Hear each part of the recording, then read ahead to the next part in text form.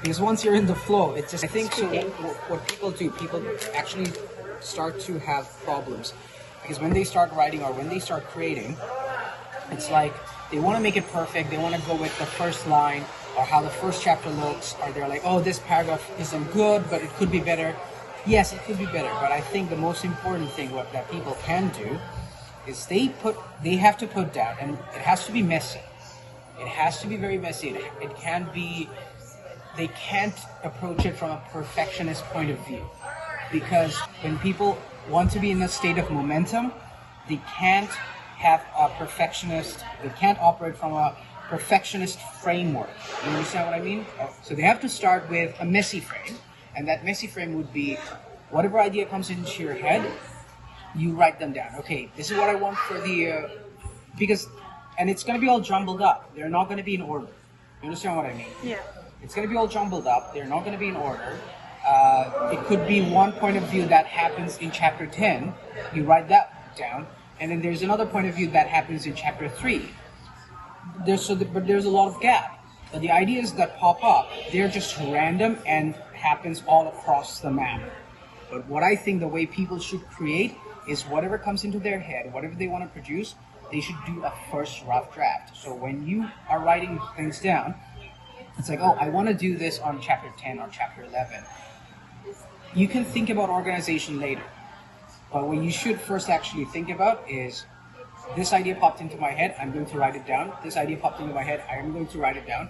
And then at least you're in a state of momentum and you don't have things sitting in your head, right? Mm-hmm. At least you have that momentum. And then there are times when you're like, okay, I don't know what's going to happen from point A to point B, or probably you don't know how to go from point A to point B, right? From one storyline to another storyline. And you're tired of writing it in point A, because it's like you have no idea. You've written some, but it's not interesting. But then you go to point B, and then but that's a new story, a new point of view from a perspective of another. But you write it from point B because point B is novel, it's interesting. It's like, oh, I want to write more about this character and what this character does, because you've already written about character A, or that point of, or point A.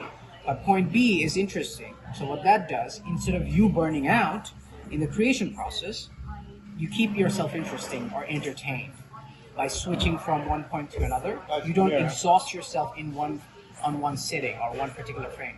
When you do, you keep switching. That keeps you motivated or encouraged to keep going. But the whole point is keep writing whatever's coming into your head about whatever character. Doesn't matter.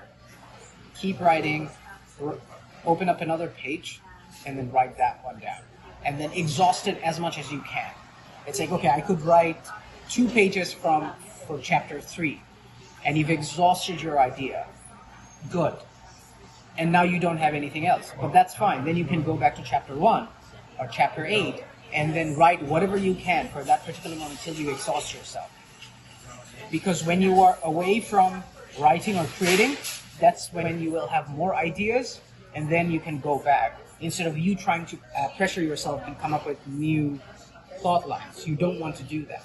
Yes. You understand what I'm saying? I think that's the way most people should create in any sort of creative process, is what they should do. If one thing is getting so exhausting and tiring because they've spent way too much time, they should just switch.